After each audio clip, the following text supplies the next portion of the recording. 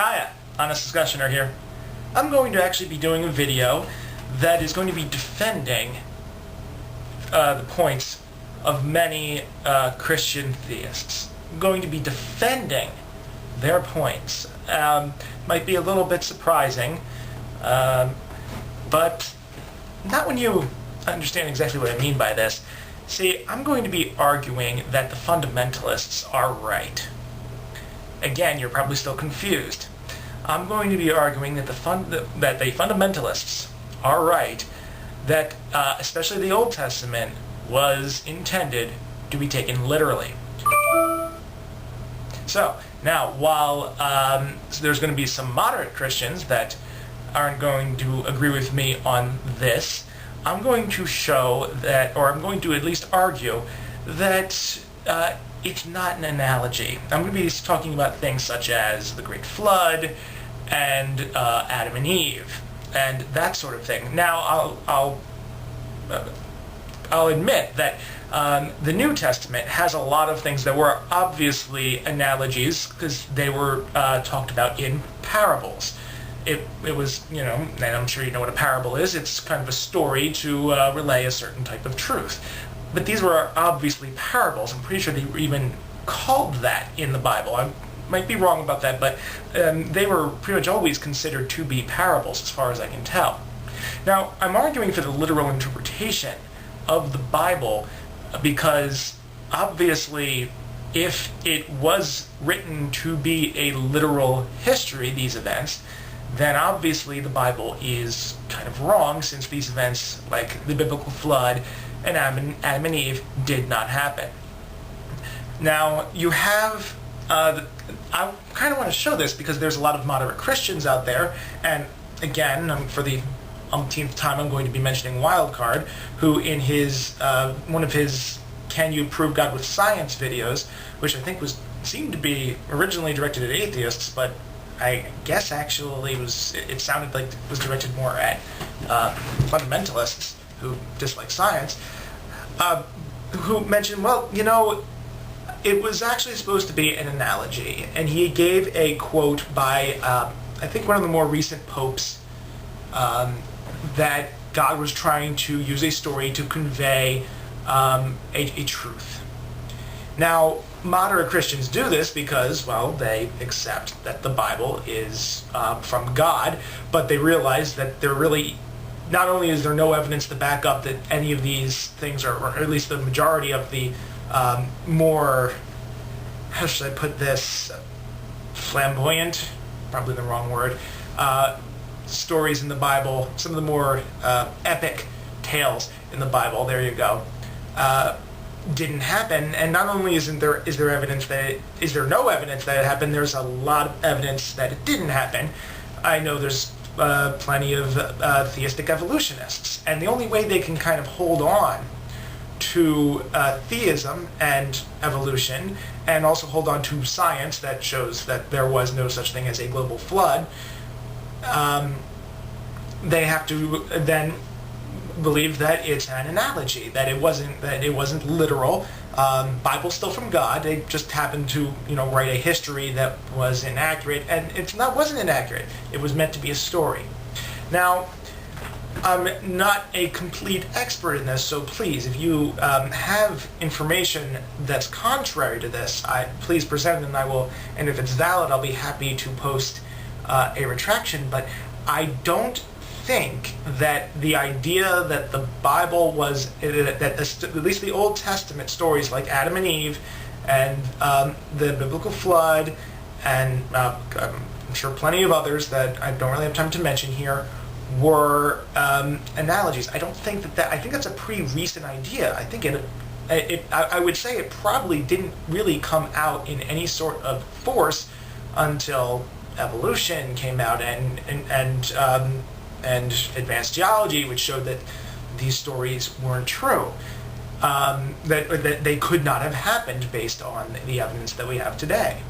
So I'd like to know that if these things were meant to be taken as analogies, if that was their design, why did it take such a long time for this idea to even be presented in the first place? I mean, it would have been heresy throughout history to claim that Adam and Eve were not the first human beings created out of dirt. It would be heresy to say that the earth was created in any longer than 6 days, as far as I can tell.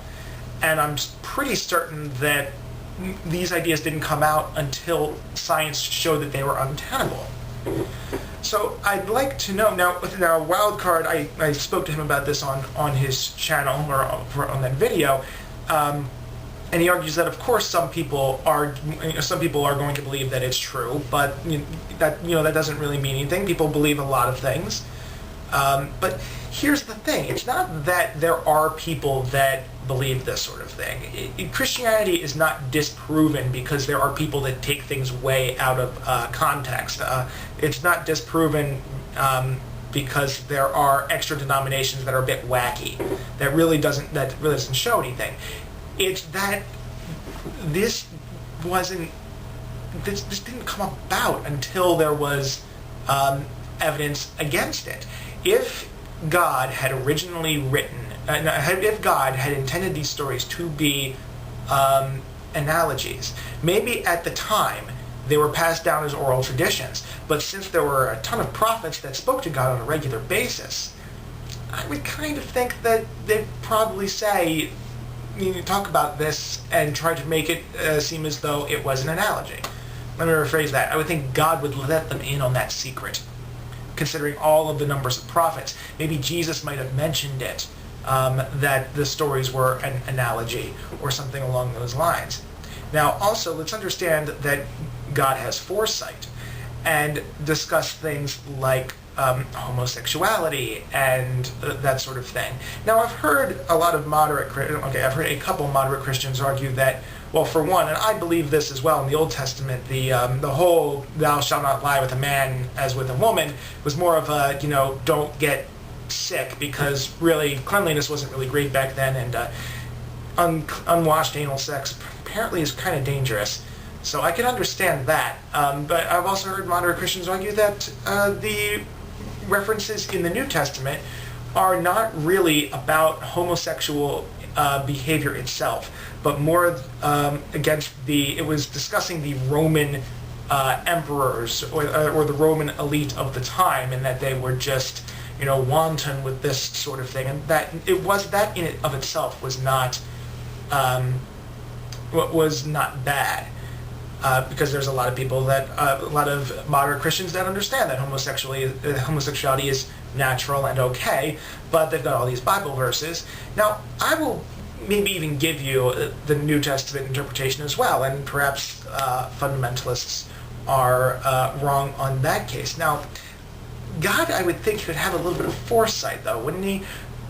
If he did not want people to be homosexuals to be oppressed, and to not have rights like marriage and such, knowing that how the vast majority of people would interpret his word for centuries and still continue to interpret his word, you'd think he maybe would have asked Paul or any of the other disciples to maybe include a couple clarifications on these incredibly important parts of our society. Wouldn't you have had a little bit of foresight in that regard? I would think so. I would think that if I knew that by saying this, people were going to get it way wrong, and not just a small sect, but a great large portion of Christianity are against a lot of the things that we know are pretty much okay today.